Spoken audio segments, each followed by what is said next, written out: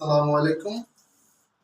আজকে আমি আপনাদের একটা ছোট বিজনেস আইডিয়া দিব। সেটা হলো এই মেশিনটা দেখতে পাচ্ছেন, এটা হলো একটা ফ্রেঞ্চ ফ্রাই কাটার মেশিন।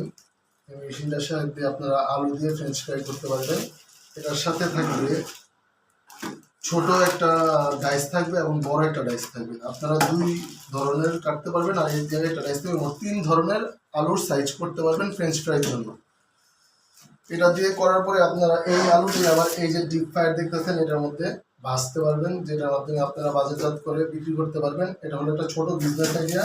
এই ব্যবসাটা করতে গেলে আপনাদের দরকার হবে এই 9,000 টাকার একটা ফ্রেঞ্চ ফ্রাই মেশিন এবং এই 8,500 টাকার একটা ডিপ ফ্রাই মেশিন। এই দুটা দিয়ে আপনারা চাইলে ছোটোখাটো যে কোনো ধরনের বিজনেস করতে পারেন।